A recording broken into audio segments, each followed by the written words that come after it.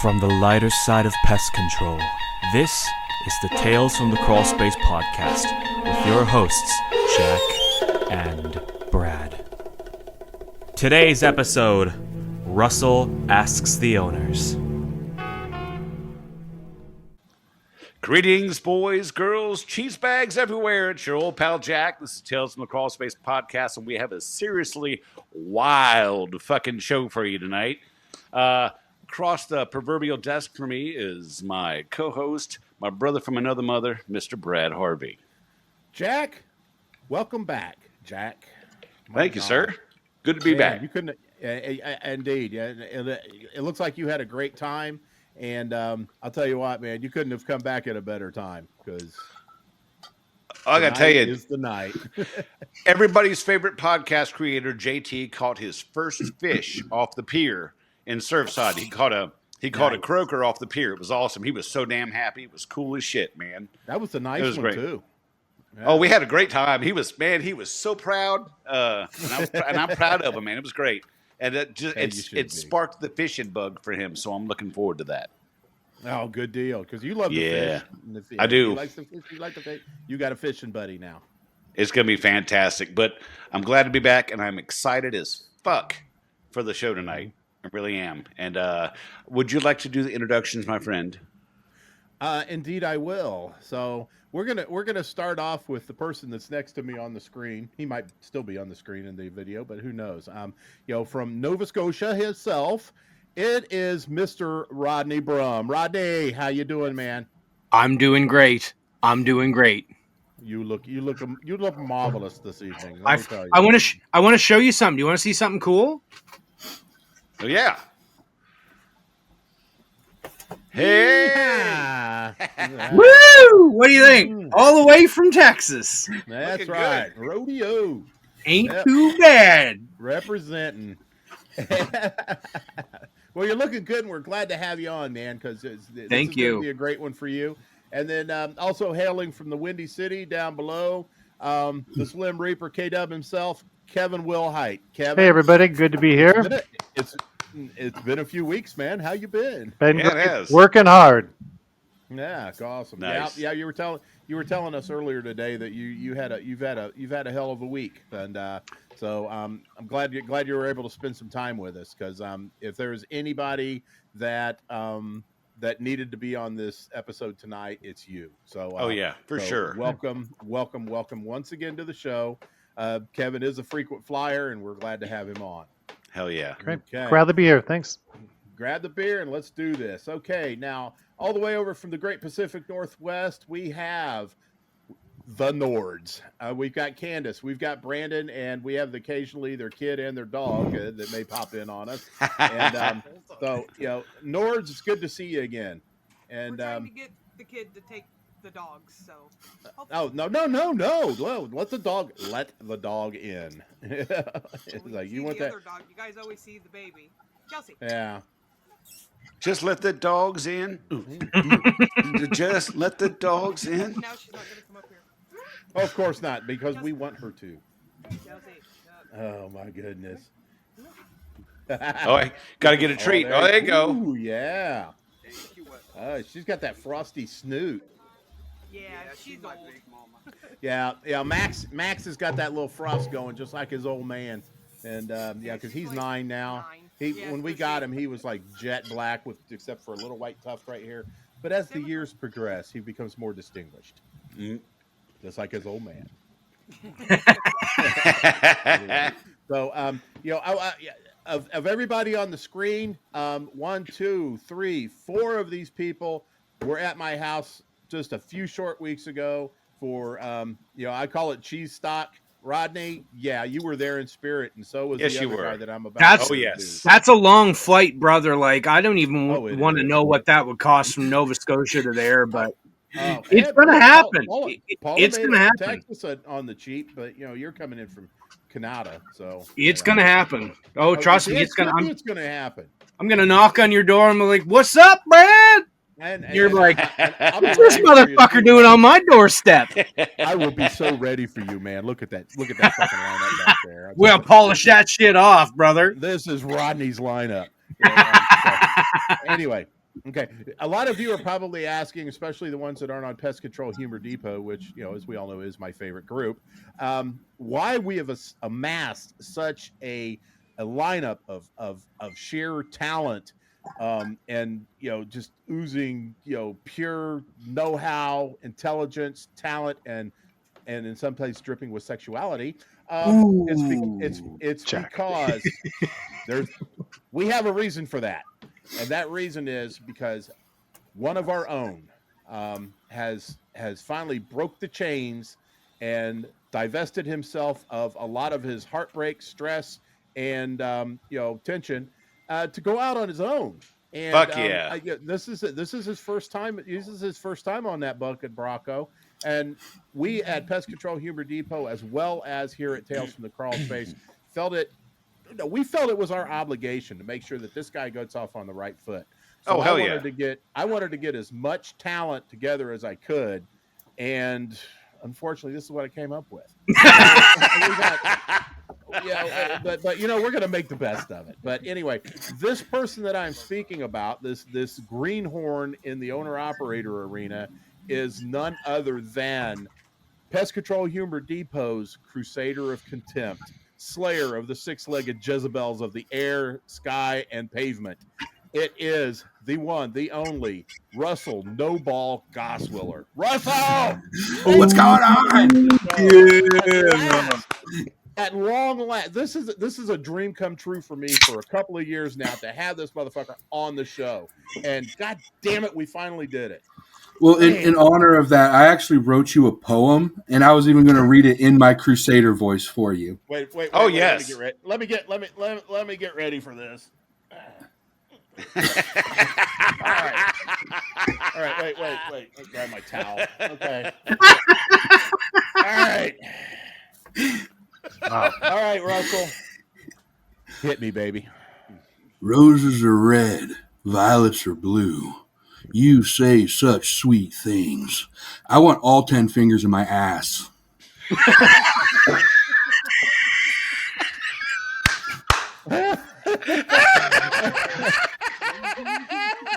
Was that technically haiku? I'm not sure. Fuck. My friend, you shall have it. I just spilled my beer. All 10 fingers and maybe a well-trimmed toe will be yours. Yeah, well trimmed, but yes. And as always, Russell, my soaked panties will be in tomorrow's outgoing mail. Man, I love the smell last time, so I'm looking forward to this. Hey, man, the older the pepper, the hotter the salsa. Hey, Russell, while Brad cleans himself up, I mean, he might have to get a warm rag. No, While he cleans himself up, this is a badge, dude. That's staying. Oh, okay, fair enough.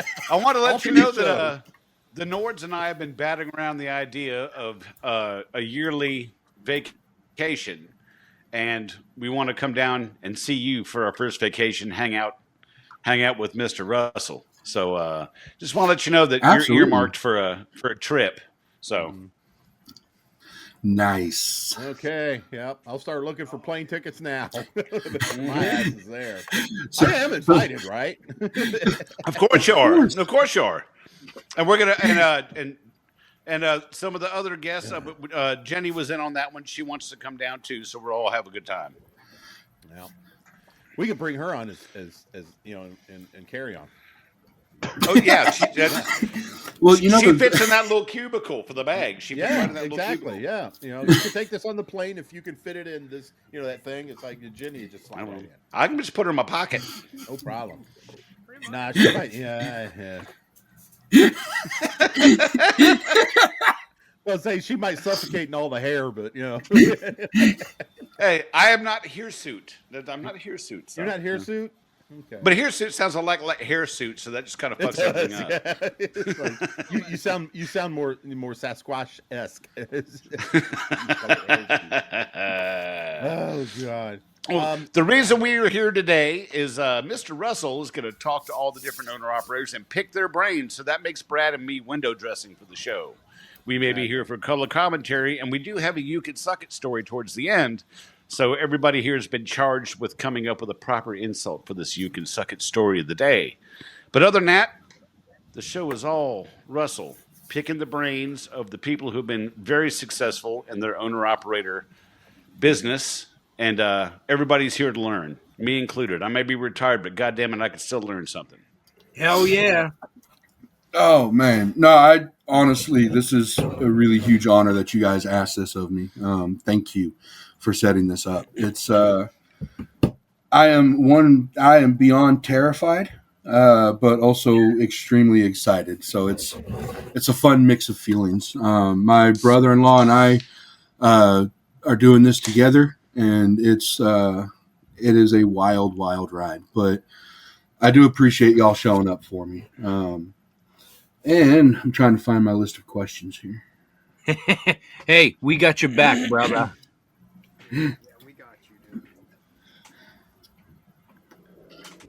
There we go.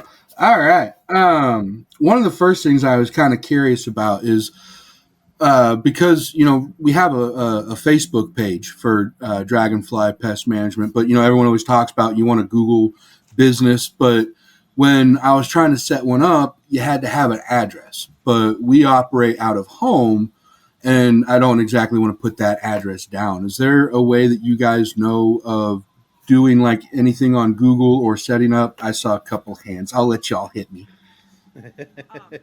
We are actually also out of our home. We had to put down our house address, but you can set it where Google won't show it. Okay. If you don't have a home address, then they don't verify your business, and then it's this whole blah blah blah bullshit with them. I'll reiterate that. Like with setting up my Google, it took an awful lot of attempts. I was literally, because I'm out of my home as well, and so I literally had to make them a video, Google, in order to get verified of my truck and then some of the equipment, and then walk down to the road and show them the address sign at the end of my driveway. In order for them to verify. It took me probably 5 to 6 weeks to get verified because they kept kicking it back for reasons unbeknownst to me, because Google is, one of those puppet masters, maybe. I don't know. But to reiterate, you're going to have to pick an address in order to get it verified. So if you don't have an office, you're probably going to, pick one of your houses and say that's it. You're just going to have to bite the bullet and do that. I didn't want to do it either because I didn't want people showing up to my house and, knock on the door, be like, I got fucking rats in my bag. I'm like, no shit you do. I know who you are because, this is a small community around here. I know who you are. I know why you got rats. But you're unfortunately, in order to get verified from Google, in my experience, you're going to have to bite the bullet, and somebody's going to have to do that. Okay, so what I did was I just went over to a local storage facility where they have a bunch of other commercial people that store their stuff, and I just registered there. And so my Google listing is at my storage facility, so nobody gets my home address either. So that's not where my business is listed with the state for the Department of Health, but that's where my Google listing goes. So if somebody's pissed off, they're going to come and find a bunch of closed storage lockers. So good for them, right? But there's a lot of businesses that are being run out of places like that now. So I think for commercial purposes, you're like, hey, I'm leasing commercial property just like anybody else does. This is sufficient to have my business listed here. And that's what I did. So for $100 a month, I circumvent any of that weird stuff.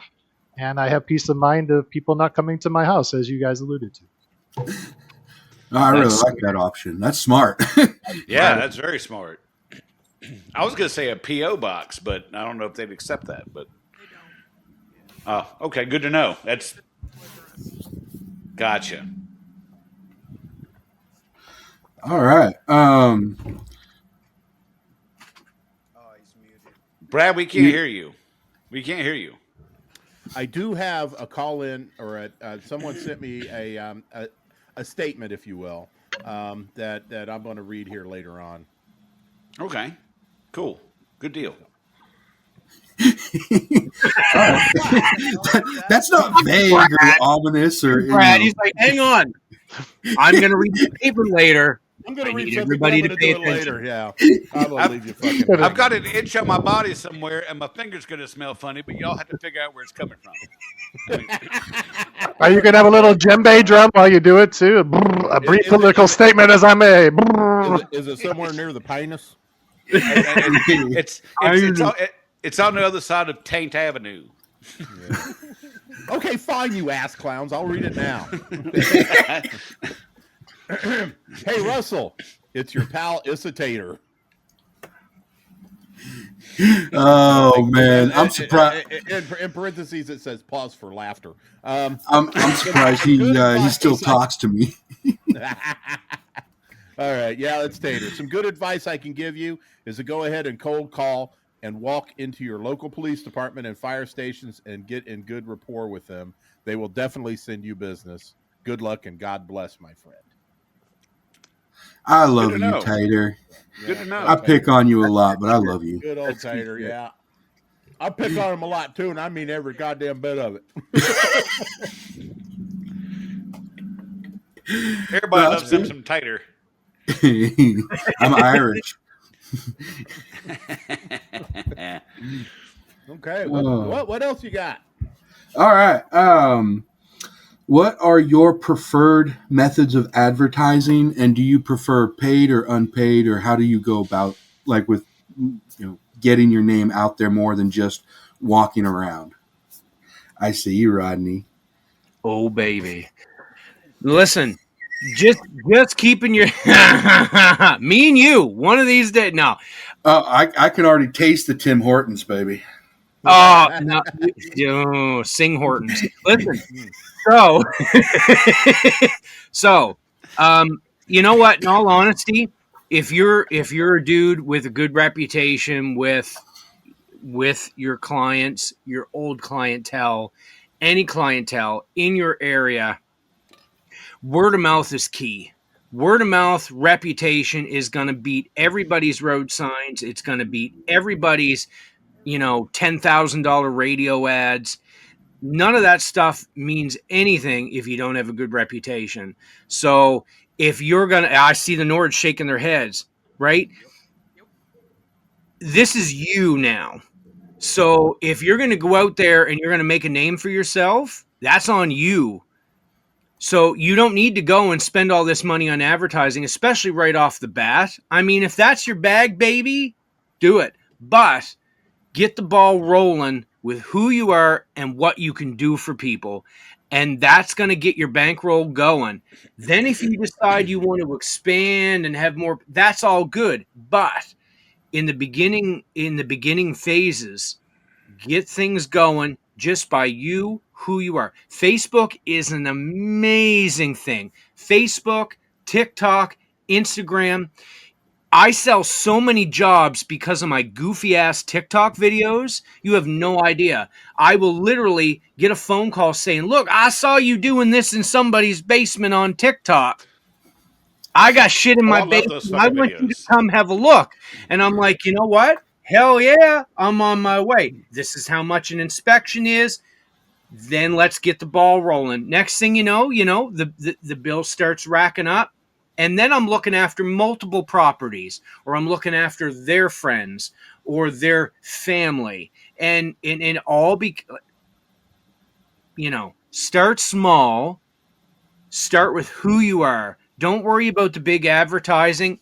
Unless you got a budget for it, then go big balling. But you don't need that to get rolling, in my opinion. No, you're 100% right. You don't need that bullshit. You need to let people know who the hell you are, and then go out there and be you. And that's what people will pay for. Just let them meet the awesomeness that is you, that we all know. Yeah, I think I'm sorry. Go ahead, Kevin. No, I was going to say, I think in my entire 15 years of running this business, I've spent about $500 in advertising total.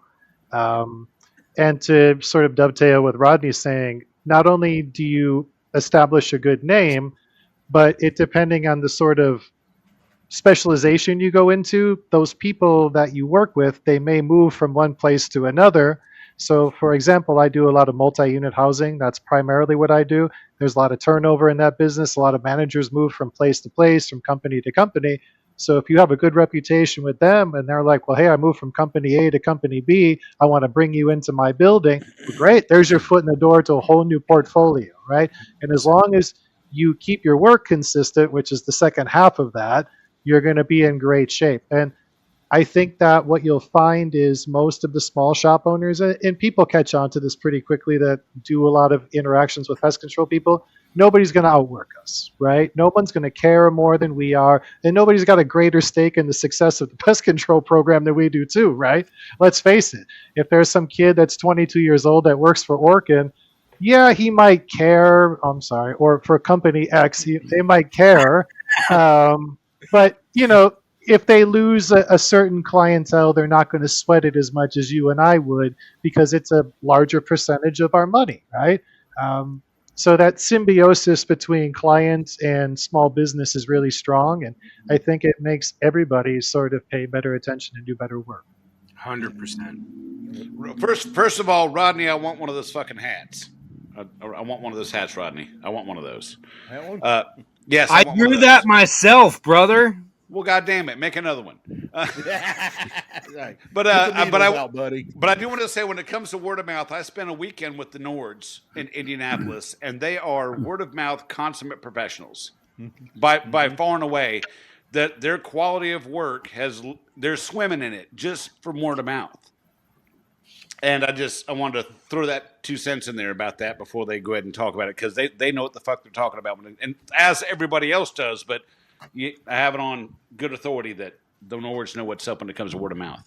Yeah, we literally got a job, or was it 2, while we were on vacation. Yeah. It was the mold job and oh my gosh. I think it was a rodent job, wasn't it? Yeah. No, I'm not going to say his name. Yeah, no. But yeah, just by people going, hey, so and so told me he fixed his problem. Oh, ants too. Yeah. So it's 3. All while on vacation in Indianapolis, we were making money while we were on vacation. You were in my city. That's the beauty that is Indianapolis. It don't offer much, but damn it gets you sales. We had to trade off since our pen is giving you so many sales. Oh my God, that pin, the Nord pin. I have a special spot right on the. I have made like a thing where it's got little clips on it that I can put it right on my dash, so it's got a special place, so it doesn't fall into the seat or get Dorito dust on it or anything like that. It has a place of prominence in my thing, and I tell you what. 95% close rate with the Nord pen. And that is the smoothest writing pen in existence. It's so fucking smooth. Russell needs one. Yeah. Like I said, like I told everybody on a private chat, I said it writes as smoothly as Paula sings. Oh my and God. as bold as Russell talks, and it feels good in the hands like these nuts. Or not in some cases. It's almost like having my penis in your hand. Kindness. No, I was actually only if the Nord pin was like that, you would need to write things with 2 hands. That's right. That's correct. That's correct. I have a question for the panel. I know this is Russell's thing, but damn it, I have a question that's been burning in my loins since we got on here. And yes, loins is the word of the month there, Russell. I'm moist.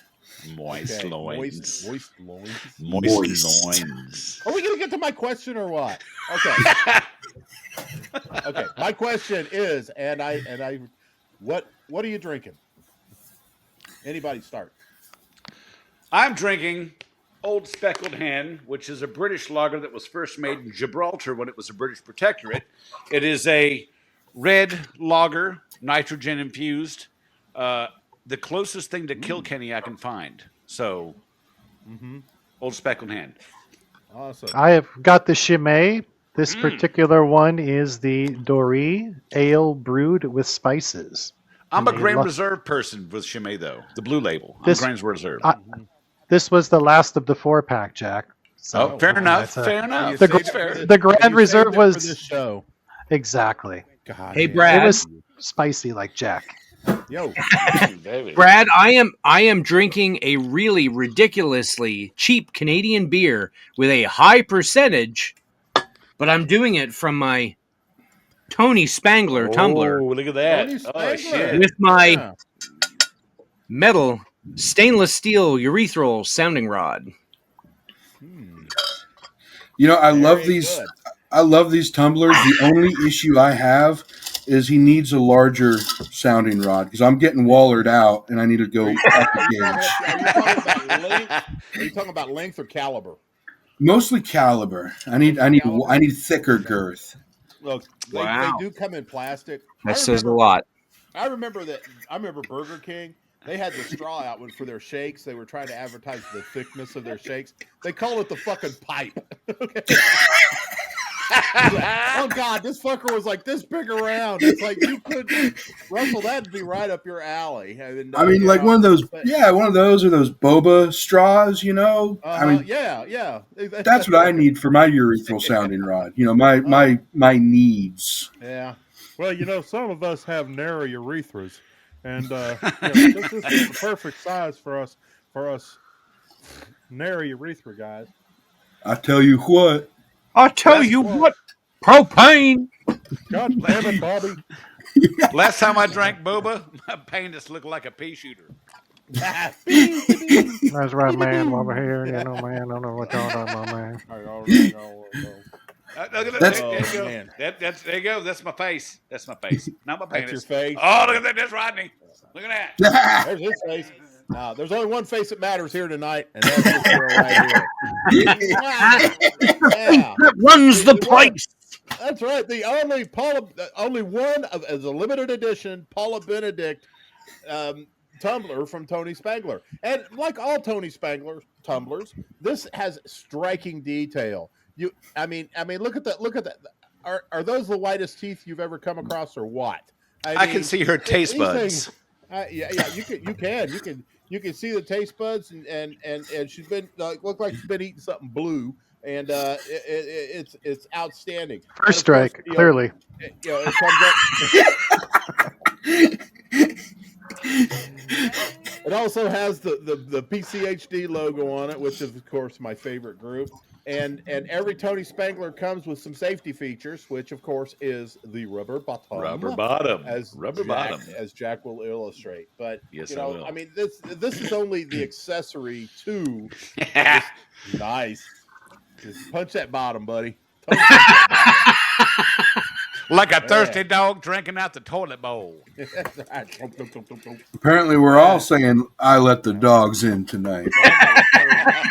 Sound like stirring mac and cheese. Comes like, and once again, yep, surgical stainless steel urethral sounding rod. It comes in straight and curved. I'm using the straight one tonight because I am drinking out of the Paul the tumbler. Everything's straight up in this bitch tonight. It's straight. It's hard. It's long. It'll do your trick for you. You know, having trouble getting that shit out. This is the thing. And so for all your needs, for your thirst quenching needs, to getting rid of it once you drank it, there's only one thing to remember.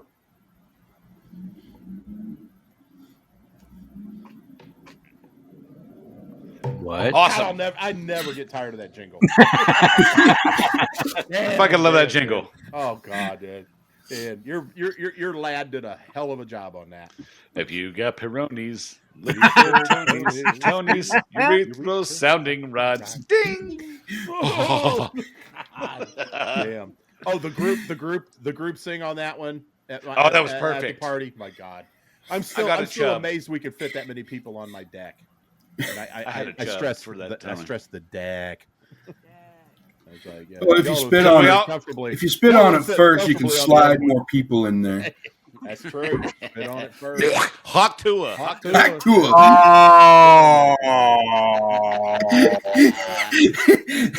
Oh. That's rode hard and put away wet, brother. Oh, God, fun I'm times. so tired of that. Personally, I never get tired of Hawk Tua. I mean, really, how could you? How could I? I mean, it's off the podcast, of course, but it's just that. I have a question.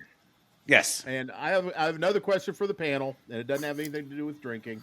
I wanted to ask about reviews. Do you see reviews as an effective form of advertising, word of mouth, etc.? No, I Anybody? see it as other companies trying to be assholes. Yeah. You know what? I think Yeah. it does. The better reviews that you get, though, because I never really put much stock into them, to be honest with you. Uh-huh. But I noticed that the more 5-star reviews I started to get, the higher my Google profile started to be without paying for it, right? And so what I did was, Russ, this is something you can think about too. And I've gotten, varying degrees of pro and con from people about this. I have this small little card. It's about 6 by 6, and you can swipe it on the front of your iPhone, and it'll take you right to my Google review page. So if people say, "Oh, can I give you a tip?" I'm like, you know what? Instead of a tip, if you think I did a good job, can you give me a Google review? And they're like, sure. And I don't strong arm people about it because I don't want people to feel obligated to do it. But if they're offering to do something nice for me, that's the nicest thing you could probably do for me in that position, right? So I have that thing. It was like $25 I ordered online. I can send you the info where to get it. But I do notice it does boost your Google rating, especially in the local area as well. So I remember when you got that. Yeah, Mhm. that was pretty impressive. The more So, the, so the the more algorithm reviews, it puts you up on the algorithm. So yeah, for search yeah, results. Okay, gotcha. yeah. Go The ahead, more Rodney. I'm the sorry. more of the more of the 5-star reviews you get, it boosts the algorithm in your local area so that when somebody types in pest control, Right. you're gonna pop Ah. up. So the bigger your bolster, the bigger your holster, if you know what I'm saying. But like again with Google reviews, like myself, I haven't gotten a whole lot of Google reviews because that's not really how I run my business. So my business is very much a personal face-to-face community business. So it all depends on how well you're known in your area as well. So me being from a local small area, I run 3 counties. So for you guys that would be, I don't know in the States what that would be. So The county. counties, yeah, We we also have have counties here in Nova Scotia, Yeah, eh? coaches. What Yeah, right. jeepers, you drive to Conestoga wagon there, So, eh? so we've got the province of Nova Scotia, but then I only run about 3 counties. I run, Lunenburg County, Kings County, and Queens County because, Lord save the Queen. So that's Didn't what work. but the more I get to know people and the more I get to know the more well-known people in those areas, word of mouth has just been so good for me personally. But yes, again, like, if you're going to push the Google reviews and boost your algorithm, you can't lose, man. You can't lose. So use all the tools you have for free. Like don't waste anything. If you can push your Google reviews, if you can push your word of mouth, all I smell is success, right? Like that's just it. It was a really bizarre thing at first, though, Russ, because when I started to use that thing, people started to call me. And like Rodney said, mostly of my stuff had been organic from people that I worked with. And, this person would recommend me this person. So people would call me and they'd ask me for a quote. And I'm like, how did you get my number? Just out of curiosity, because I couldn't connect them to anybody. And like, oh, we saw you on Google. And I was like, oh, what do you know? So the more of those that I started to get, my phone started to blow up. And not necessarily always the people that you want, but any sort of connection to other people that you can establish is a good thing. I even had one guy give me a 5-star review. I didn't charge him a penny because there was nothing that really needed to be done. He had some box elders that were like swarming around his shed. I'm like, brother, you can come out here with some soapy water and take care of this. 5-star review, and I got 5 more calls the next week because of it. So it's a nice Damn little right. thing for small business, small budget to increase your numbers. Mm-hmm. Now, from a standpoint, I know I promise to keep quiet, but I got to from standpoint of the only person on this episode tonight that still actually works for somebody else. I find that I find that at least speaking from my standpoint. Google reviews are great because they not only do they not only do they generate more business, but people ask for me specifically, because it's like, they mention my name in the review. It's like Brad was this, Brad was that, Brad, blah blah blah, and Brad was a hunk. Everybody's asking, and Brad was a hunk of what they didn't say, but but Brad cuddled with me and called me a lady. Yeah, exactly. But damn it, if it gets me a stop and I'm on production, then I'll call you whatever the fuck you want. Yeah. And a lot of employers, also give little bounties for reviews if they mention your name, and that puts a little bit of extra money in your pocket. But it also brings in business for the company itself. Be it just an owner operator like yourself and everything. I see the positivity that a Google review gets. They are hard to get because you could ask 100 people to visit your website, maybe leave a review and whatnot, and maybe 3 or 4 of them will actually do it. Right. But but like Kevin said, that one generated him what, 5? You said, so yeah, I mean, there's definitely a place for it. Now, Brandon and Kandyce, I mean, have you found that to be the case with Google reviews, or does it really factor much into your business? I'd say it does and it doesn't. Like, people new to the area, they'll, of course, Google review, and I guess we're like number 4 or something. I think we were 3 last time. 3? Yeah. Okay. Ours is more word of mouth. We have a smaller community, an older community, Yeah. So it's a lot of like, hey, who do you use? Stuff like that. But it's definitely useful. I mean, you can push it, just like Kevin said. It's awesome. And it don't cost you nothing. I mean, no, don't cost you a thing. But you're right about the word of mouth thing, because anything that you can obtain orally is always good. I completely vouch for that one. I'm gonna start calling you Kurt Cobain, Brad. Your head game blows my mind. That's fucked up. That's so fucked up. Yeah. Sorry, go ahead, Rodney. You were trying to talk. I'm sorry. No, it's all good, brother. One of the biggest things in pest control that I've found, and I found this working for big box, and it's why I've become successful relatively quickly on my own. It's a trust thing. So, as the Nords were saying, word of mouth, this person telling this person, as I've said before, if a person trusts you and knows that you give a shit and are going to do your absolute best, it's going to tenfold any Google review from some random whoever that's probably going to try, 9 times out of 10, try to beat down your price anyway. So when you get into these communities of people that trust you and are like, you know what, Russell is the guy to go to in this area because look at who he is. Look at what he's done for such and such and such and such, and he cares. All of a sudden, your price becomes the price to beat. And then you can start setting that price as well. You don't have to undercut. You don't have to lower. Yeah, I see you, Brad. You don't have to lower the value of who you are and what you do. Because what we do is, in all honesty, a shitty business. Like, we see the piss and the shit from everybody, but we do it with a smile on our face. And the ones that smile the widest and the biggest are the ones that's going to be the most successful, right? Well, maybe I smile like that because I like it. Well, we all know what your fetishes is, brother. I think I leave so many crumbs in my beard so that Brad can go through my beard later. Is that a chicken wing? I'd be like an orangutan, man. I'd be up in there.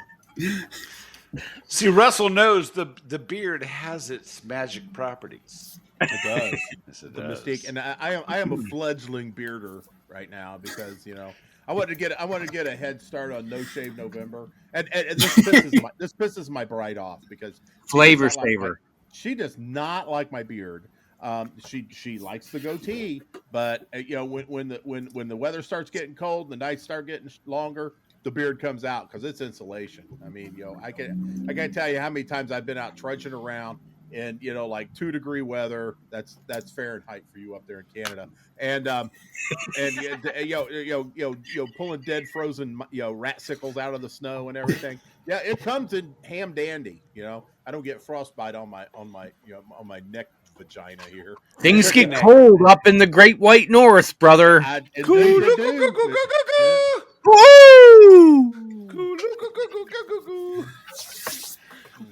right. No, yeah, I can't tell you anything about cold, because you're up there, so I get it. But I was just. I mean, the other day I had to break out my Fahrenheit to Celsius conversion table. The other day, how cold was it, Nords, when I was bitching about being cold? It was like, 62, 63. And I'm like, I'm freezing today. What?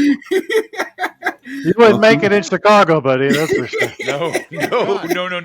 Thank God you didn't tell me that. He knows cold.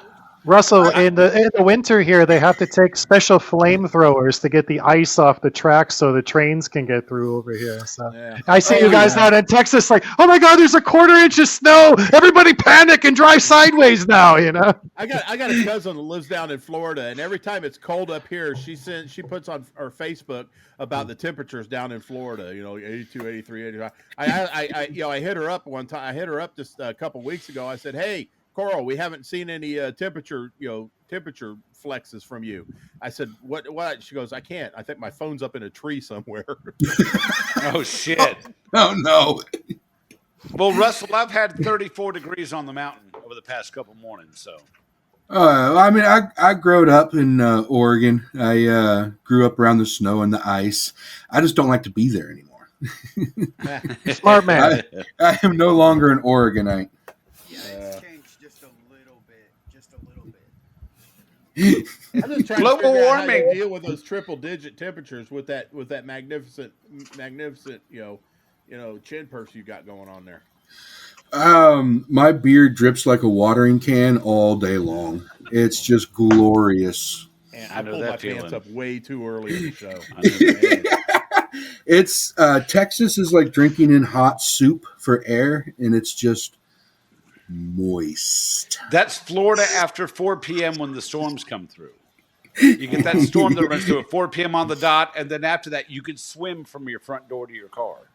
I spent a week on vacation in Arkansas and still trying to figure out why I did that. But yeah, it's pretty much the same there too. Yeah. In the summertime. It's like, you have your 3 o'clock thunderstorm, and then everything's just like trying to breathe. I'm gonna have to look at your TikTok, Rodney. I mean, if somebody told me I like what you did in that basement, it's usually a police officer. But because I've got a huge, and that one surprised me. I've got a huge TikTok following because of my really stupid videos. But I've never mentioned where I'm from or where I'm at or anything like that. So that's something I actually never thought about was. Just throw yourself out there. Like the thing is that I find my brand as a company is my brand is me. There's absolutely no bullshit. There's just, this is me 100%. So if you want me to come and give a shit about your problems, then call me to come and give a shit about your problems. It's not, you see all these big companies that put out all these ad campaigns. So rats one rat in 6 to 12 months can become 1,250 rats within 1 calendar year. And I'm like, you know what? You can stick 1,250 rats straight up your asshole because none of you give a shit anyway. Your ad campaign, all it cares about is money. The thing is, all of the people I see here, it's not just about the money. It's about giving a shit, caring, and helping people too. Yeah, I want to make money for my family too because, I've got an ex-wife, a current wife. I've got 2 sons. I got a lot of shit to look after, so I need to make money. But at the end of the day, every house I go to, they're like my family now. And that's the way you have to take it, right? Like, Oh no, absolutely. That's the whole reason I had to get away. I mean, I had customers. I seen their kids go from diapers to riding bicycles, Yes, and sir. for me, that's like you said. They just don't give a shit, and the company. I won't say names, but they stopped giving a shit, and so it was Yep. like, in order for me to keep being me, I had to leave, and that's really it. Why? You got to keep the love, because if Yeah. you don't love doing pest control, if you let a giant company beat you down and turn you into a pest control trap checking robot, it's going to beat you down and you're not going to give a shit anymore.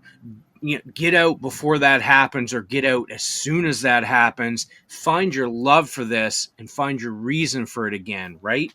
No, exactly. So what Rodney?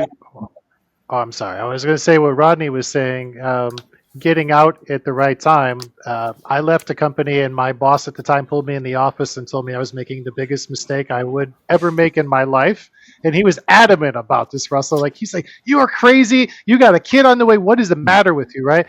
Last year, I was at my supplier, and I walked in, and I heard a familiar voice in the place, and I go, "God, what is that voice?" Right? So I come around the corner, and it was my old boss who had now started his own company. So I said, "Well, what happened, man? You told me this was the biggest mistake ever." He's like, "Man, you were like a prophet. I should have followed you right out the door." I'm like, as soon as they started asking us all to read the same book at the same time, I knew the writing was on the wall. I'm like, it was time to get the hell out of there, right? Yeah. And I don't know anyone who ever regretted leaving. I've never heard a person say, "Man, I really should have stayed in this buckled down corporate environment." No, go out there and follow your passion. You know what? You're going to work your ass off. Your body's going to hurt. You're going to be tired. Your kids are going to miss you.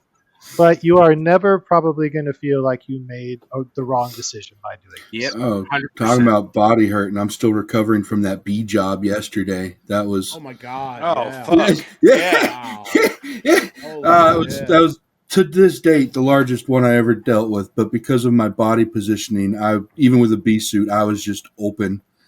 And Did you have like the veil laying on your neck, and they were just banging at you right there, or the something? back of my neck. I got one right here on my throat that just feels like a giant knot.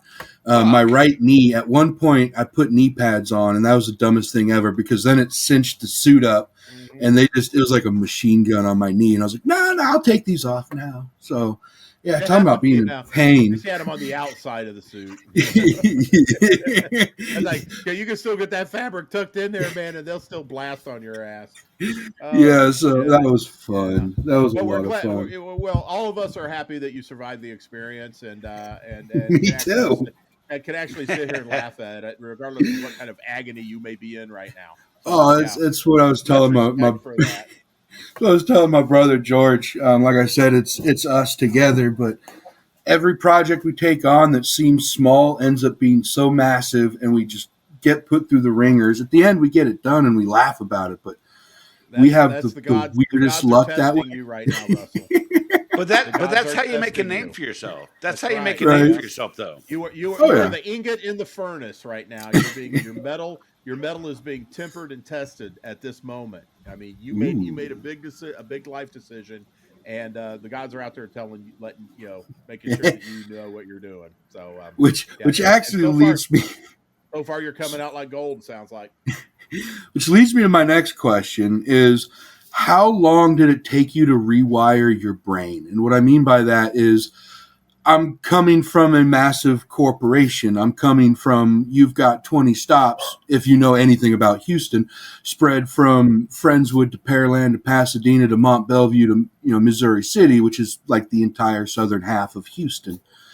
And it's this go, get up at 5 o'clock, get ready, hit the door. You don't come home till 8, 9 o'clock. And so now my switch is I'm like, okay, I don't have to leave until after the school zones are closed. So I have easier driving, and I still have to push myself. I still have to work every day, all day as much as I have to, but I feel lazy and I feel like I'm not doing enough. And I know it's the mindset because I'm coming from this big, how long, and how long does that take to get that switch, and are there things that you did to maybe help shock your system into this is the new me?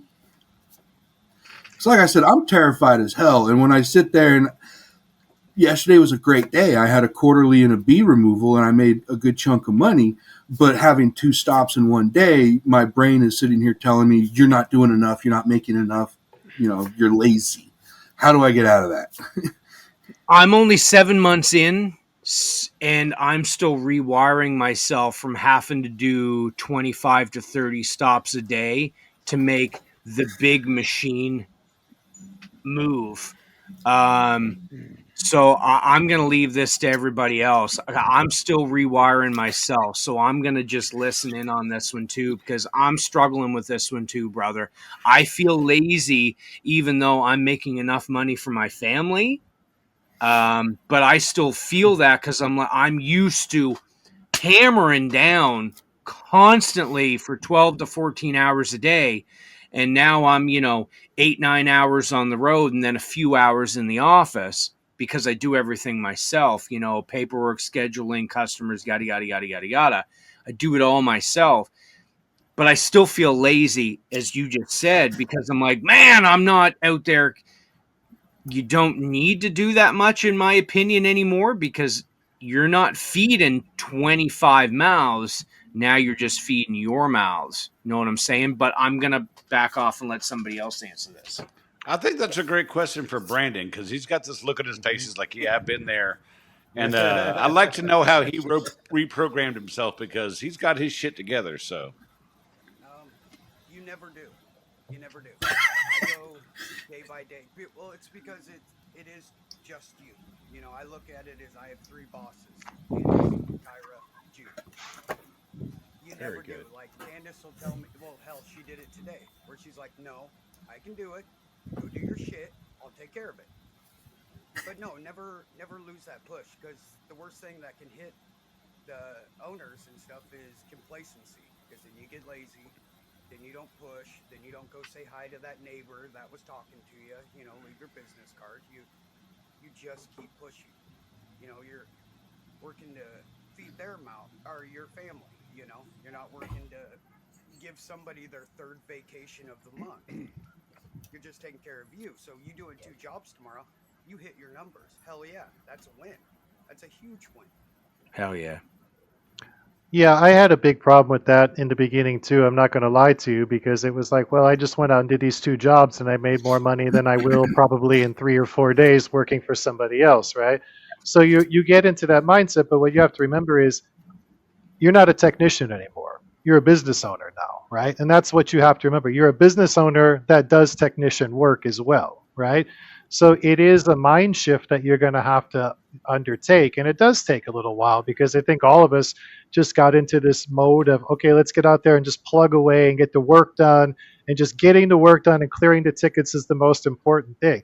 But unfortunately, now in your position, I wouldn't say it's the least important thing, but the most important thing is functioning and growing your business, right? And growing it to whatever level you can. I mean, fortunately for you, as you mentioned, your brother-in-law is involved. And I would tell anybody, going into this without any backup is a huge mistake that you make too, because you need somebody to push you a little bit, right? You need somebody to kind of bounce energy off. And when I started this business, 15 years ago, I was married at the time, and my ex-wife and I started the business together. So, she was always kind of pushing at me too. But you have to have somebody to kind of keep you from getting complacent, as Brandon said, right? You don't want to sit there and go, well, I got this handful of clients. It's like, no, you want to be excited. You want to wake up in the morning and be like, man, look at our portfolio is growing. Our reputation is sterling. I'm bringing people in to work for me that are passionate about this too. And the great part about that, Russell, is you're saving those people from having to work for a shitty company too, because they're going to work for you, right? And they know that you're intense and you're serious about doing a good job. And that is infectious as hell to the people that work for you, right? But, the other side of that is you have to do the work and you have to work hard. So there is a lot of pressure, and there's going to be times where you're going to second guess your choice. But I will tell you, after a while, it is totally worth it. And that's not just a money statement, it's a lifestyle statement too, right? Yeah, no, I mean, I've been on, I forget when I made the announcement of, stepping away from my last company, and I've already quit at least once since then. So, I get that. Yeah. Oh man, um, I have a question I'd like to ask real quick, and you doesn't have to have a protracted answer or anything. But whenever I talk to a business owner or something like that, especially towards the beginning of the their venture, they always say things like, "I didn't pay myself until for like X amount of time. I didn't pay myself until that." What is the definition? I'm asking you guys. What is the definition of you paying yourself? I mean, you still have to eat, you still have to make sure the electricity stays on, you still have to do all these things that any working Joe has to cover in their life. So, what is the definition? What is your definition of paying yourself? I have a salary that I pay myself, and then we look at the books at the end of the year and try to make the best decision about what to do with the money from there. Sometimes that's reinvesting it in the business. Sometimes it's doing other things. Having a good accountant is also one of the cornerstones of having a good functioning business and somebody that you can trust. So just like in our business, they want, everybody wants to trust their pest control guy. I would tell you definitely make sure you find a trustworthy accountant that would advise you, because as you grow and make more money, sometimes you end up making less money because the tax penalties will increase on you too. So you want to have somebody to advise you on those pitfalls, because you don't want to go out and do a whole month of work and basically go, "Here you go, Uncle Sam, this is all just for you." Russell sweated it out in August just to kick it back to the government, right? So that's definitely something to look out for. Ours is all set right. up a little bit different. We don't take salaries because we're not an LLC or anything. We're just a doing business as. And since it's just us, through financial people that I have talked to, we can just take owner draws out of our business account to our personal account. So that's what we do. Obviously, we don't just like every drop of money that comes into the business account, we don't throw it into our personal. That's stupid. But obviously, after we get through the bills and everything, having that little bit of extra, that's paying ourselves. Okay. 6 months into this, we had enough money that we were able to buy me a brand new car. Just a few months ago, we bought Brandon his brand new car and gave his old one to our oldest. So we're running a 2024 Outback and a 2022 Crosstrek. I mean, they're Nice. brand new. That's fucking awesome. I never Yeah. would have been able to do this previous to anything. But the little things, it's those little milestones that you're like, I would never have been able to do this with whatever random company I worked for Right. prior to this. It's the little things, and then you just keep building on the littles until it's the big things. Right. So with me here in Canada, so I'm considered what's called a sole proprietor, whereas it's just basically quote unquote self-employed. I basically just have a higher paying job, but it's because I do multiple jobs, as you, the Nords, do as well. You're doing everything yourselves. Only it's just me doing this myself. I don't have any backup. I don't have a phone a friend. I don't have anybody. It's just me. We got you, boy. Yeah, You got more friends to phone than you think, buddy. Oh yeah, but the whole thing of that, as far as drawing it, I don't draw a salary, so everything goes into one big pissing pot. I pay all of my business expenses. I pay all of my house expenses. I pay all of my family expenses out of the same thing. And if there's anything left over, I consider myself a success at the end of every month. But that's really how it works for me. I'm not in Canada. It's called incorporating. It's not LLC. It's incorporating your business. And then I would draw a salary, which I may do at some point because there's tax breaks and tax incentives. Again, I don't know how the difference between Canada to the U.S. works that way, but I know as a start off, starting with literally no money and going in debt, a huge amount of money to buy a truck, buy my product, all of my initial stock, all of my licensing fees, going in debt this giant amount and just saying, fuck it, fuck you, big box, I'm just going to go and give her hell.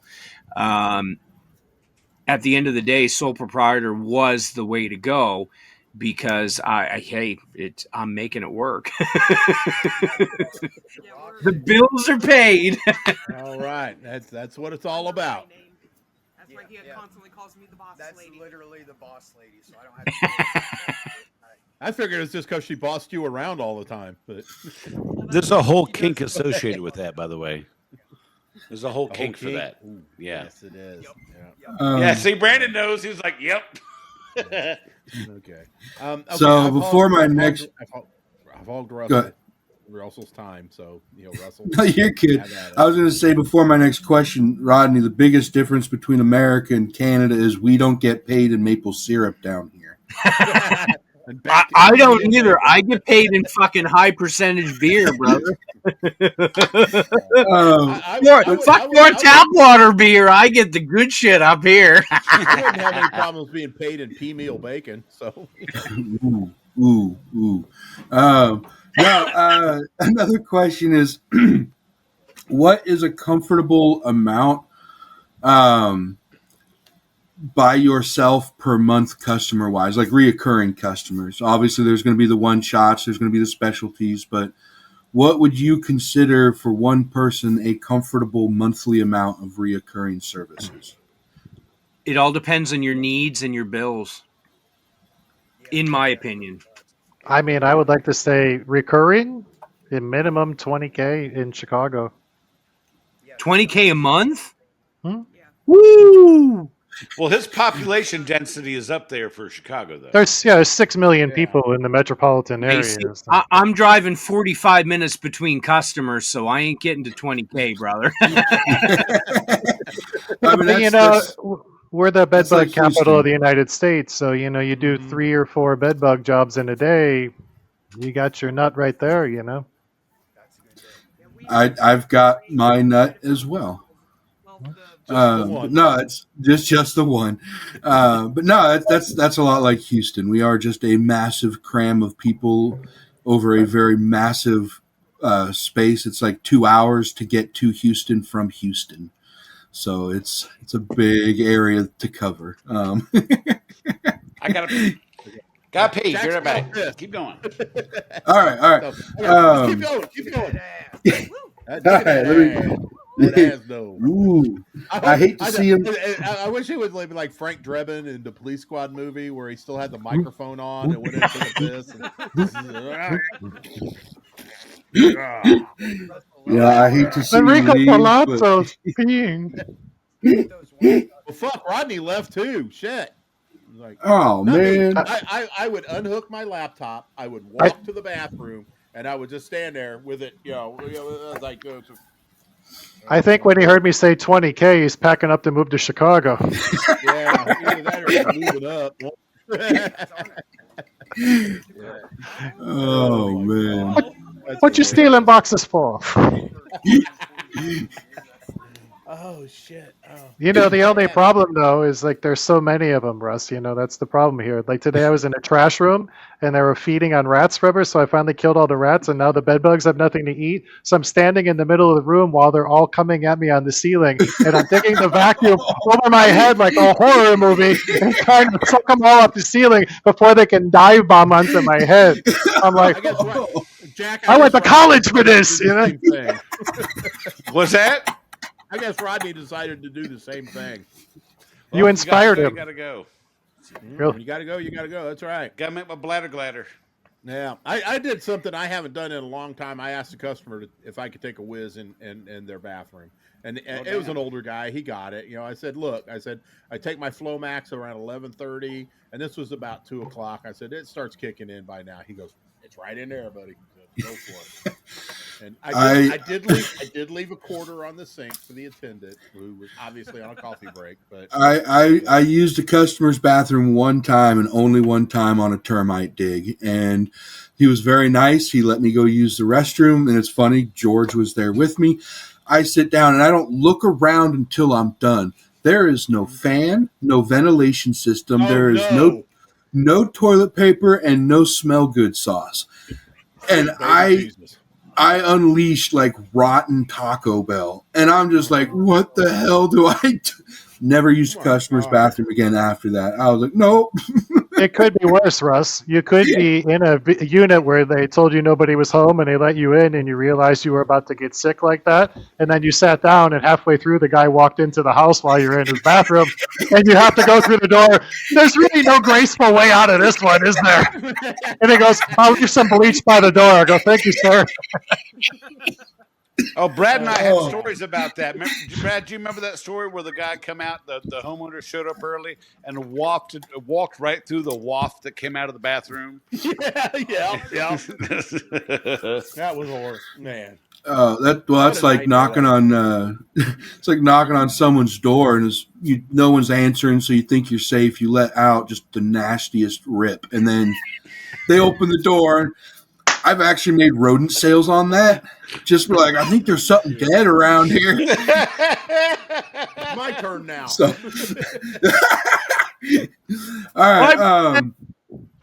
I had one last question that I really wanted to ask, and it was more on the lines of pricing. And I know that's affected by where you live, your needs, things like that. But like I've been working with a couple people for their lower income, fixed income retirees. And how much of a discount is too much of a discount? Now, I had somebody ask me if I could go down to 40, and I told them absolutely not. I can't survive on $40 bi-monthlies. That's insane. But still knocking $20, $30 off, how much for y'all that have been doing it for a while, does doing discounts like that hurt you in the long run? Or is that something that's feasible? Because I'd like to keep with that community, though. I've always gotten along with old people. Ask Brad. But oh wait, he's not here. But so I like that community and I want to help them out as much as I can. But because of their fixed income, they're not going to be able to do the $120 bi-monthly like other people are, or the $100 bi-monthly. So, I was just kind of wondering what y'all's brain picking on that is what is too much of a discount or what is an allowable discount? I think it depends on how much of your business that's going to be. And I think that there's other places where if you can offset those losses, then, you do what you have to do. So some of the property management companies that we work for, they have thousands and thousands of properties. So a couple extra bucks on the invoice doesn't mean squat to them, right? But to some old lady, like you're saying, 20 or 30 bucks could be the difference between eating for a day or two, right? So I'd say that there's no hard and fast rule on that, unfortunately. I know that's kind of a cop-out answer, but I think you just have to go with your gut more than anything on those things. And if it's somebody that has a lot of friends, it's a double-edged sword because they're going to say, hey, this guy does it really, really cheap. Call him. And then, it's like, well, now you're doing a bunch of bad work. One thing I've learned about this is the only thing worse than no business is bad business. And if you're losing money and you're not making money that's sufficient for you giving up your time too, which is ultimately what you're selling blocks of your time and expertise, right? And if you're giving that away for nothing, it's a diminishing return after a while. So, you have to figure out what your market strength is, who you want to go after. And yeah, if you get a couple of grannies in need every once in a while and they got a good boo-hoo story, fine. Throw them a free service if you got to, right?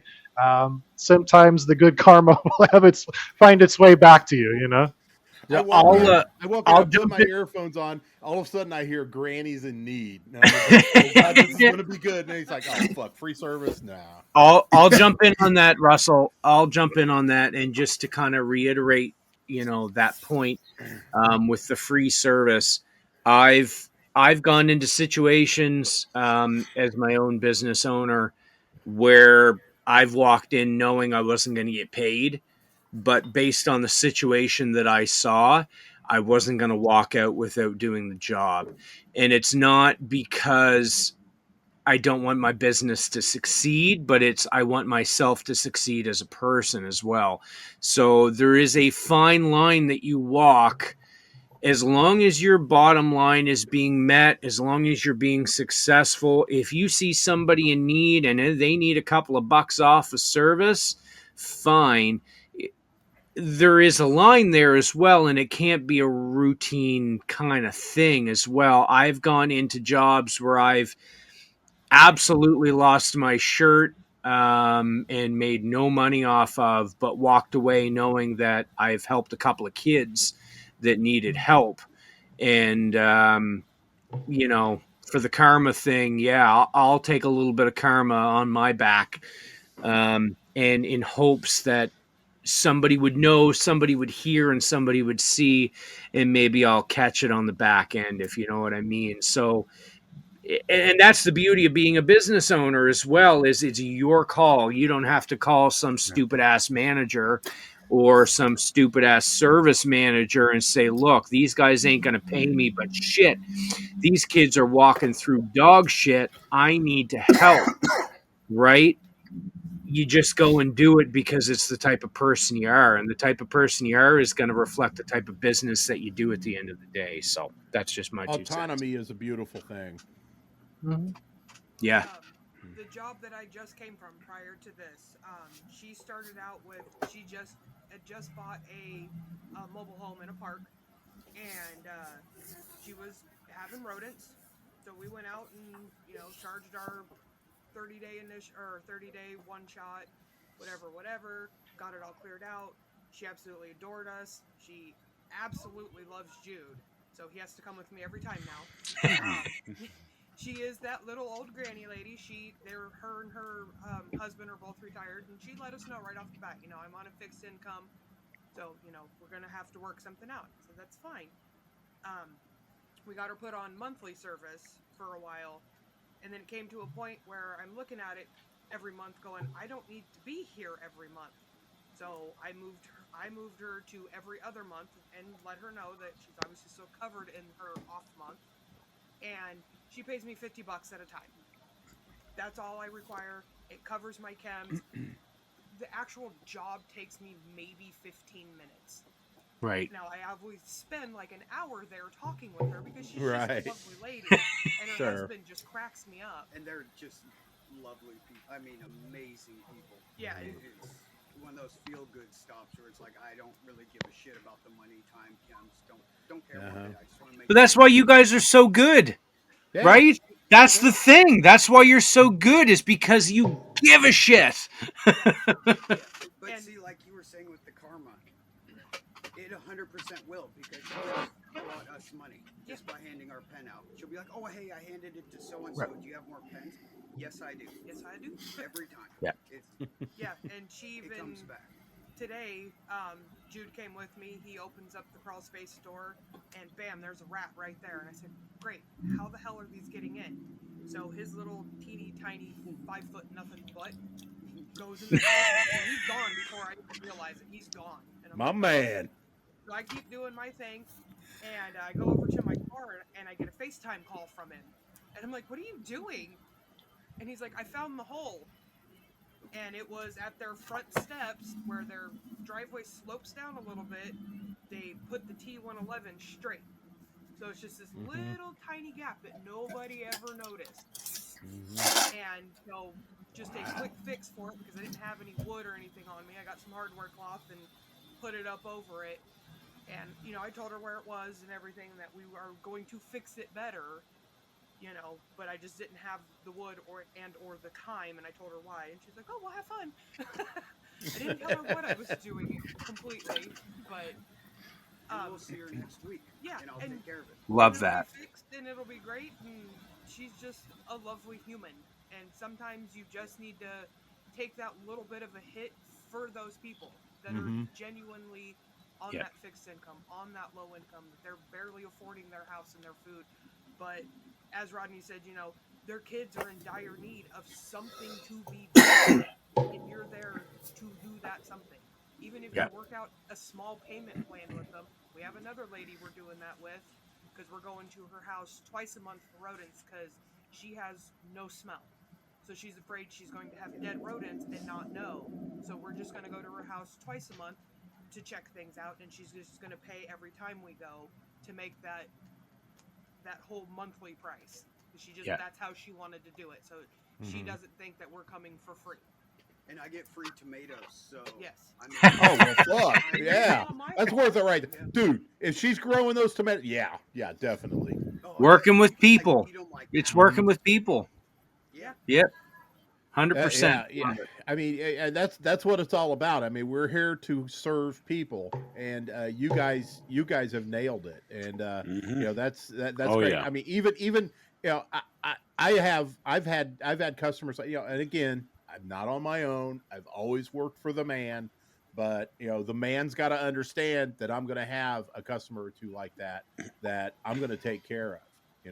And I mean, it's been to the point where I've even told them, said, look, if you don't get off my fucking back about this, I got my checkbook out in the truck. I'll get it. I'll write you a check for their service if that's going to fucking make you happy. And they're like, no, Brad, you don't have to do that. And it's like, shut the fuck up, and let me let me take care of I had one, Miss Violet. She never bought anything from us, but once a year, she'd always have a baggie of stuff for us to look at. It's usually, cat pubes or toenails or, a Necco wafer covered in lint or something like that. And swear to God, she's got bugs. But we would sit there, we would talk with her and just have a conversation about it. The woman was in her hundreds, and, she ended up passing away a few years ago at 106. And Wow. she had Damn. She outlived all her family. The only people that she had was the pest control guy, the plumber, the electrician, the people that would come over and, just sit down and talk with her, and it's like, well, we had a $95 inspection charge. It's like, where's my fucking checkbook? Fuck you. And, but, Brad, my question is, go ahead. I'm sorry. Go ahead. I got a question for you though. I was just going to say that, I mean, working, I'm at the point in my life where, whatever, I'm going to do it. If you don't like it, show me the door, Well, when it comes to an animal covered with fur, how far away from the genitalia does it stop being pubes? I mean, is it like for a small animal like a half inch? Everything else is just fur. The rest is pubes. How's that work? It's objective. I mean, Okay. I guess if you are, if you are hirsute, as you would say, then it would be an objective thing. I mean, I'm sorry. Okay. The mouth, the whiskers are considered pubes because they're always fucking licking themselves, And they're near orifice, so there's that yes, too. and I'm very envious of that whole process. But I tried. I kept falling off the couch. Yeah, that's what I just grabbed the dog. It's like, all right, damn it. Oh, poor Max. Poor Max. Oh my God. No. No wonder he looked so disturbed when I saw him last. That's why he's got gray. That's why he's got gray whiskers. The poor dog's 2 years old. He's already going gray. Holy shit. That's why I go through so much peanut butter at home. Okay. I got 3 dogs. I got 3 dogs I got to feed. You're not just feeding peanut butter, are you? Well, they got to have a little extra protein. Oh my God. Fucked up. I love it. That was what I had written down. That's what you got written down? I got another question. Yeah. Okay, and this is to the entire panel once again because that's how I roll. A lot of people are going to be listening to this this podcast. I mean, I'm going to say probably about 12 to 13 people. And Hey, that's a lot these days. I would say at least 25% of the 12 are just starting out in the business. They were looking for a place that looking for something to listen to and everything. They just like stumbled across our podcast and we're listening to it. And they're listening to all the shit that we've talked about, or you guys have talked about, and Jack and I've listened to tonight, and thinking, you know what, and they've been in the business less than a year or whatnot. It's like, that damn it, maybe I should go out on my own. This is your opportunity to stop them right now. So have at it. Oh shit, that's the easiest question I've heard all night. Okay. You're welcome. Did I mention how terrified I've been since I made the announcement? I kind of want to wake up and puke every morning, and I'm still adjusting. Russell, from about the beginning of May until the end of September, October, you're going to be more like a concept to those that love you instead of an actual person, right? So they'll be kind of aware of your existence. It's kind of like Sauron in The Lord of the Rings. Like you're not actually there, but people can perceive your essence at some point, right? That was the hardest part in the beginning, was just working like a madman and sort of learning to dial that back a little bit, especially having kids and other things, and understanding that like there is more to life than being a small business owner, and like not letting it take over and become your whole personality. So that would be the one thing I would caution people about. And the second thing is just working yourself to death physically. Like, a lot of people don't even think about that part, but you got to take care of your body too. You have to do certain things, and you have to stretch. Brad has been a great role model for me, teaching me Tai Chi, yoga, and other forms of Eastern meditation over the years. Repulse the monkey. Exactly. But I'm gonna go like quasi serious for like 3 seconds. My father died at 45 from a massive stroke from letting stress get to him too much in life and not taking care of his body. So when I turned 40 and I was looking down at this giant gut hanging over my pants, I was like, maybe I got to take care of that a little bit, right? So we have this tendency in this field to just go, go, go, go, go. And, there's this joke about eating gas station food and powering Red Bulls. And a lot of that's part of the lifestyle, right? But you got to remember you can't do that kind of stuff every day if you want to be around for a while, right?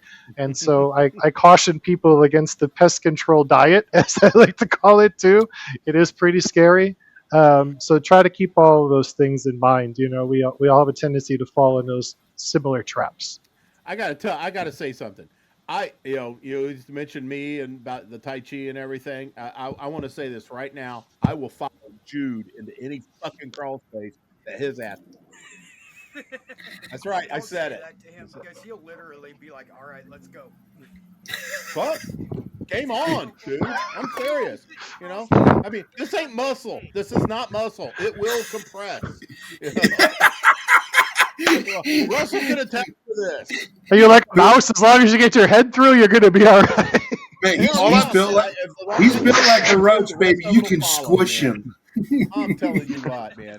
I've gotten into some tight fucking jams in my day, but damn it, I've been able to get out of them. All I got to do is fart. It's like, I'm out. I'm good.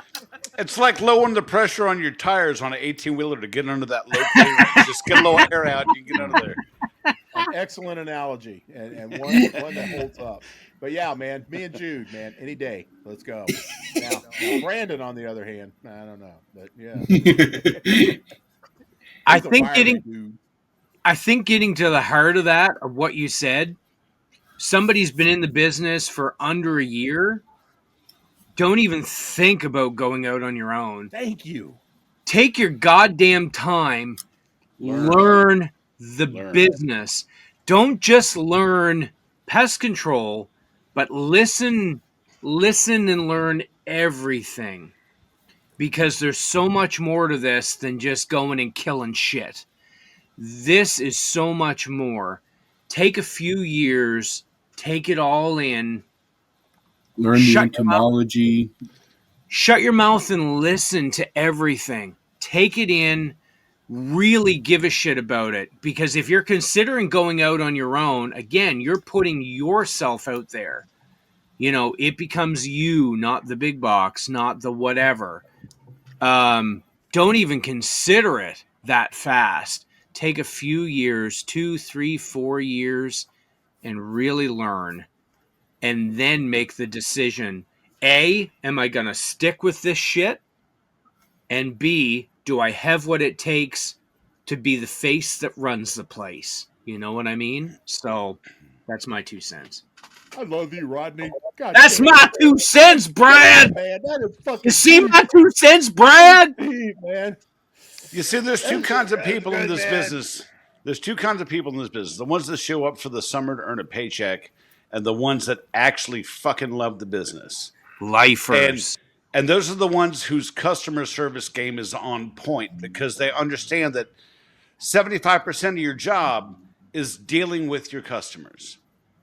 I mean, killing the bugs, you got that shit down to a science. but dealing with the paranoid customers, the angry customers, that's the majority of your job. So if your customer service game's on point, the rest should follow suit, because if you know what the fuck you're doing, if you took the time, like Rodney said, to learn the business, learn the technical aspect of it, and be ready to keep learning and to keep researching and to keep looking after new ways of doing things, better ways, more efficient ways, more cost-effective ways.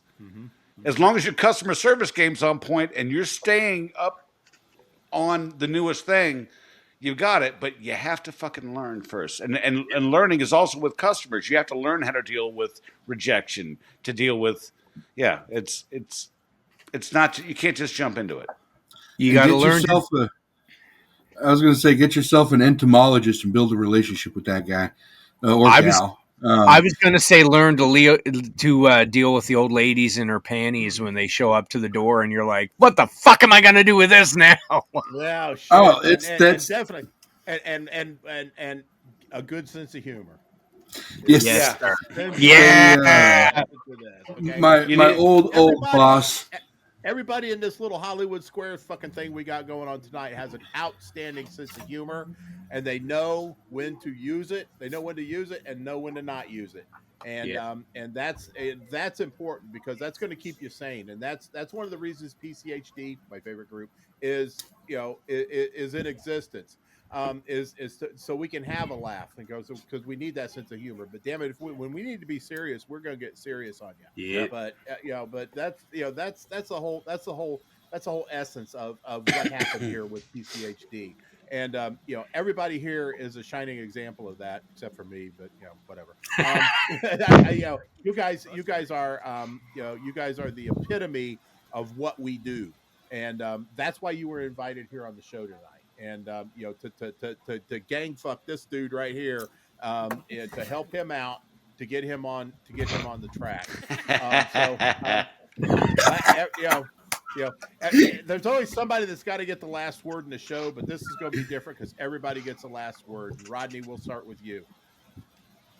Last word? A last word. Moist. Good choice. Is it Jack? My last word's going to be a "you can suck it" story. Thank you. I was wondering when that was coming up. Right. Well, I want to make sure everybody got good, because all this stuff was really fucking important, and I think a lot of people are going to get a lot out of this. I really do. Yeah, it was. Yep. Okay, but this is our "you can suck it" story of the day, and let me make note of the time so I can actually put that little jingle in here. So, dun, dun, okay. Dun. All right. This story comes from a cheese bag. This happened in 2018, about a week before I turned in my 20-minute notice to the Big Green Tea. Regional HR woman, total fucking cunt rocket, came in to talk to us. I have no idea why. She just stood up at the front of the meeting room and talked about how great our new branch manager, total fucking dick swallow, was. She clearly had bumped her head under his desk. They start talking about improving our scores. The scores were basically customers rating us after a service. And basically all the negative reviews were, "We love our technician, but hate fucking Big Green Tea." I decided to raise my hand and question the reviews. I pulled up several and read how they love us and hate the management and call centers. HR lady gets frazzled and said, "Obviously it's y'all. My technician back home in Texas is there for like 10 minutes. I then interrupted her and said, "You started off this whole lip service by saying how you were here for us, the workers, but you're standing there dismissing what I said and bad-mouthing your own technician." She quickly changed the subject after the roar of applause from the technicians in the room. And of course, after the meeting, my boss had a smart-ass comment to me. "What a moving testimony. Do you think you have any more? You can suck it." I'd like to tell you, Miss HR lady, you can take all the nasty hobo penis that you can find and shove it in every orifice in your body and just like become like a porcupine of hobo penis. That's what I'm thinking you should do. And I hope that she takes a vacation in Europe and forgets about the change in voltage when she plugs in her Hitachi.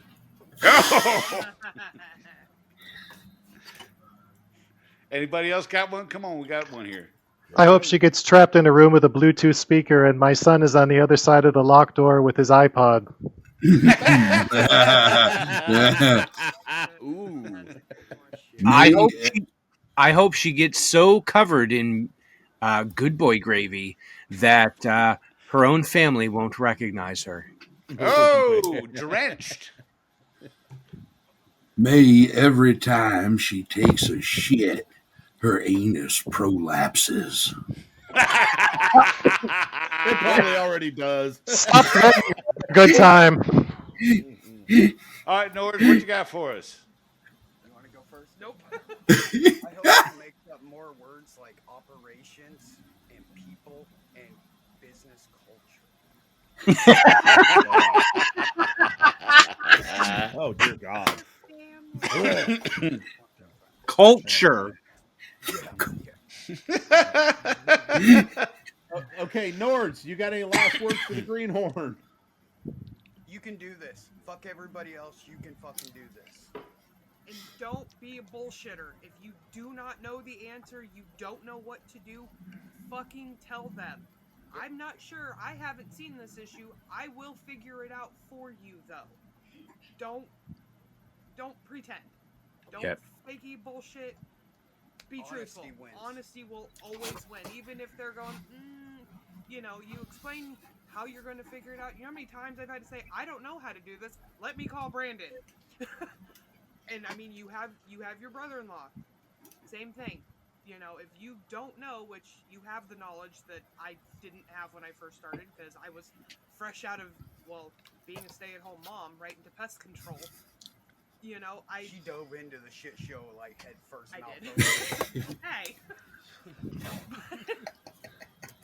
Don't be afraid to say, I don't know. That's my biggest thing for you. I would think that my biggest thing would be to always remember the big picture, especially days where it's really hot and you're under the gun and you're frustrated. Think of how long it takes to cultivate a relationship with a client and think of how little time it takes to destroy it. So as the Nords are saying, and Rodney too, you have to keep your service levels high and always focus on the big picture. Something I like to do if I'm in a really bad day and I'm having a hard time, I like to imagine in my mind that I'm already home and showered for the night and thinking about where I'm at and how I would do it different if I could go back in time. And look, here I am. I'm back in time. Let's get this done the right way, right? And I'm telling you, it helps me to mentally kind of push through sometimes, So just keep your eye on the ball. Not every day is going to be great, but some of them will be, and those are going to be really memorable days in your life. Yep. For me, and it's kind of echoing what the Nords and what you just said. It's something my wife says to me all the time on my hardest days, and it's quote unquote, "Look how fucking far you've come." Yeah. Amen. Okay. Mic drop, motherfucker.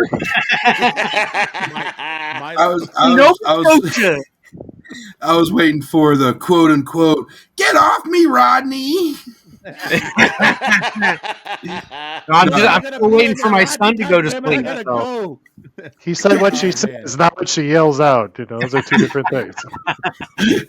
No, I want to say thank you so much to everybody. I talk to the Nords and Jack and Brad like every freaking day. I bug the shit out of them. And much love also to Rick and our little miniature Sasquatch angry white woman. But no, I appreciate y'all, and I appreciate you guys taking the time to listen to me, talk to me, have some fun, and also give me some knowledge. Like I said, I know that everyone always says the first year is the hardest year, and I'm very much new, a couple weeks into this. So I know I will be twitching and shaking and terrified for a good chunk of the next portion of my life. But I know I have a family I can go to, and you guys are amazing. And anytime I have a question, y'all are always so fast to answer me. So I appreciate you guys, and I absolutely love you. Thank you. Except Rodney, he can go fuck himself. Fuck you. Listen, hey, I was about to be inspirational and say, believe in yourself and reach out, motherfucker. But fuck you from Nova Scotia. Fuck it. Sorry, a border conflict, Russell. Good job, buddy. I want to give you my last words here, real quick, Russell, before we close it out. You know, I mean, listening to everybody give you guidance and direction has really put a warm, fuzzy spot in my heart, and it's one that a little bit of bourbon. And that's not the bourbon; it's the fact that these guys took the time to give you some nuggets of knowledge and wisdom that they've learned throughout their months or years of doing this, and are able to give it to you instantly. You're embarking on a quest, a journey that a lot of people have only dream about doing, myself included. And you're good, and it's true. I get that you're stressed. I get that you're worried, that you get, your anus is probably leaking on many occasions during the entire day. There's a puddle on this chair right now. Yeah, I'm telling you. Exactly. You're worried about, you're concerned about, what the future, if you made the right decision, things like that. And through all of that, Russell, I envy you. You are, you have taken a gigantic step that in my 33 years of doing this business, I was reluctant and afraid to do. So I salute you, my friend. One of these days we will meet in person, and you are going to get the handy that you never fucking had in your life. I'll tell you what, man. You got more rocket sauce in that one ball that you have remaining that I have in my entire body, and you will. No joke. Win, lose, succeed, fail, live, die. Eat shit, whatever. You will always have my respect for what you did a couple weeks ago. And fuck yeah. For that, I salute you, and I will always, forever, until the day I die, look up to you, man. Damn right. I love you, Brad. I love all you guys. Thank you so much. And Miss Nord. But I just appreciate all y'all. Thank you. Now go out there and kill the room down. No, I'll bring it back up. Wait, ready? Happy early birthday, Brad. Happy early birthday, Kandyce. Yes. Yeah, that's so funny. It's my milestone birthdays for both of us. Yes. She's turning 40. I'm sorry. I wasn't supposed to say that. Oh my God, I'm so embarrassed. I don't care. Okay, good. She's turning fucking 40. Still a youngin'.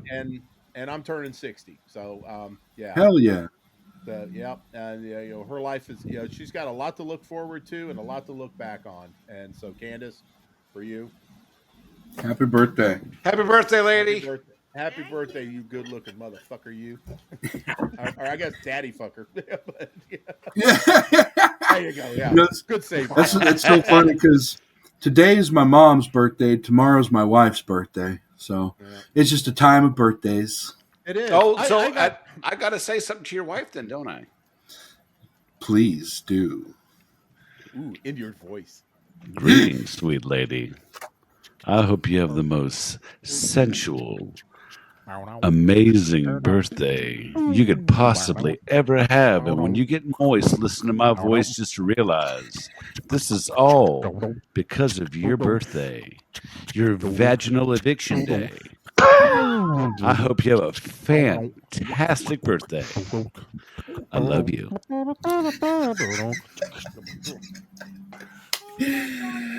Oh, that's fucking awesome. Thank you. Oh, man. It's kind of me for best spoken word performance, no doubt. And then you got Brad making that background music. I mean, that was just perfect. It was an amazing collabo, man. You guys are amazing. Real quick, one more thing before we close it out. This was going to actually be a panel of one more. But I want to give a shout out to Oli Ivy. He apparently had some medical issues that prohibited him from being on the panel tonight. So I want to wish him the best. I want to pray for a speedy recovery, and so he can get back to following his dream of one day opening his own pest control company. Get better, Oli. Get back here so you can get on better, the show, Oli. man. You'll Feel make better. it someday. That's right. We've been rooting for you for 2 years now. Mm-hmm. All right, Jack, get us the fuck out of here, will you? All right, boys, girls, and cheese bags everywhere. On behalf of PCHT, our favorite group, Tales from the Crawl Space, the Nords, Russell, Rodney, Kevin, Brad, and myself, you got to make sure you glove up for Kandyce and bug off. Bug off. Bug off. Bug off.